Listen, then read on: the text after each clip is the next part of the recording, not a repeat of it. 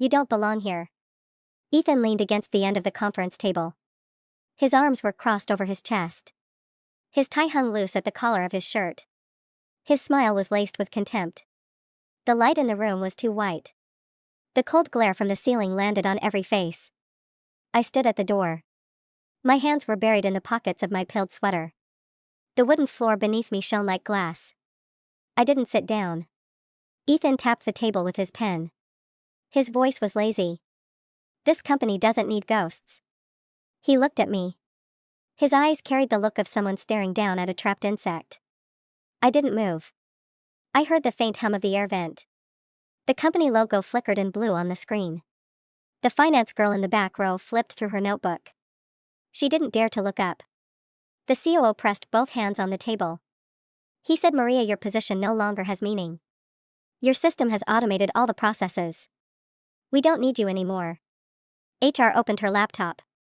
The reflection on the screen showed my face. Her voice was steady. "This meeting is to terminate your contract." Ethan's smile widened again. Like he was waiting for me to break. I said nothing. I stood at the door. My palms were cold. The air conditioning brushed against my sleeves. The fabric clung lightly to my skin. I looked at them. Each one sitting in a soft leather chair. Like actors in a well-rehearsed play. HR finished reading the last line. An email popped up on the screen. Termination notice. The COO said the decision's made. You don't need to log in anymore. Ethan said staying here will only make things harder. His fingers tapped the table again. Impatient. I lifted my head. The light from above spilled over them. Their faces shone with certainty. I didn't say a word. I turned and walked out of the conference room. The door clicked shut behind me. I stepped into the hallway. The carpet swallowed the sound of my steps. Quarterly targets were taped to the glass walls. Every number looked like a nail. HR called my name from behind. I didn't turn back. I pressed the elevator button. The red numbers climbed slowly. The doors opened. In the mirror I saw myself. My hair was messy. My eyes were calm. I pressed the basement level. The whole building seemed to shrink behind me. I had spent 7 years in that company. I wrote the first line of Bluebird's code. Back then there was only one server. I used to sit alone on the machine room floor, unscrewing fan bolts with a screwdriver. I spent countless nights fixing crashes. Ethan was just an assistant then. He bowed to me with a grin. He said, "Maria, you're the guardian angel of this company." He said the system can't survive a day without you. I laughed and shook my head. I thought that was trust. Later I learned it was dependency. And dependency can be replaced. The day I was denied a promotion. Ethan closed the slide deck with a smile. He said, "We need team players." He said, "Maria, your work is stable. You don't need a promotion to prove anything." I looked at him. I understood then. In their eyes I was just an invisible gear. My code was transparent. They didn't even know its weight. I started hiding in the server room. No one liked that cold place. Only me. A cup of cold coffee sat next to my keyboard. My fingers tapped. Lines of code flashed across the screen.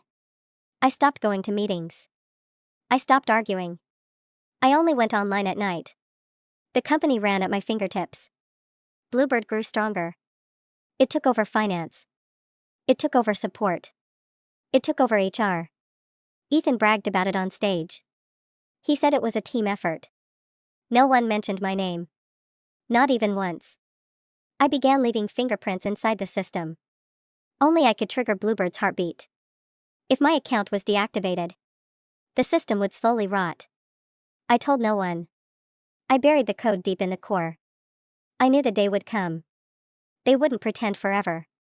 I wasn't going to wait for a polite goodbye. The day after the termination email, my phone rang nonstop.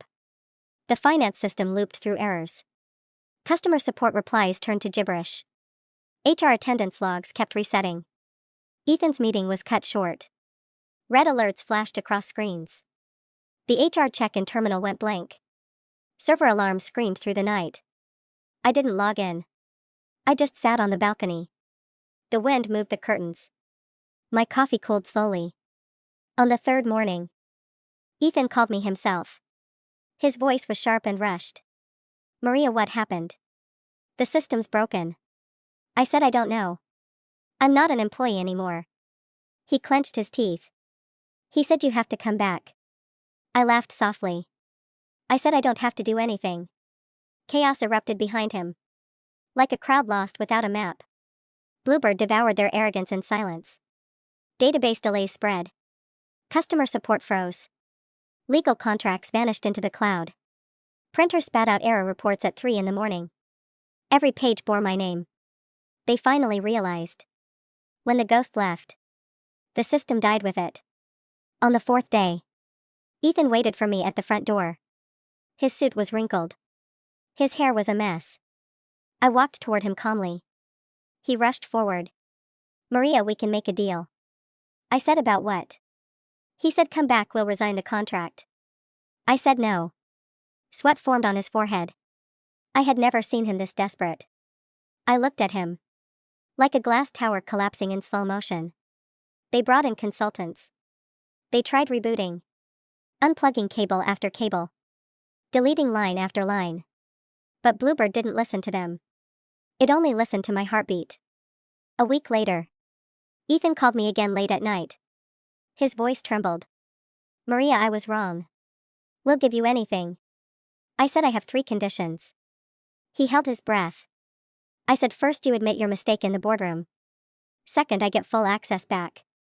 Third, you report to me. The silence on the line was heavy. I could hear his breathing.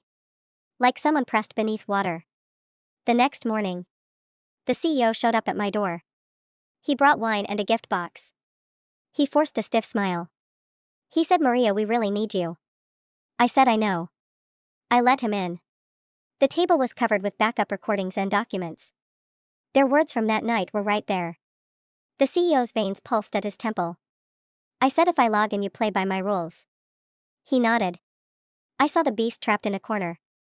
On the day Bluebird came back online, I sat at my laptop. The blue light lit my face. The sound of my typing was soft. But it cracked like gunfire. Ethan stood in the office. Like a stick with no spine. He knew he no longer had control. The system came back in a minute. Finance revived. Support reconnected. Legal contracts reappeared. The company exhaled in relief.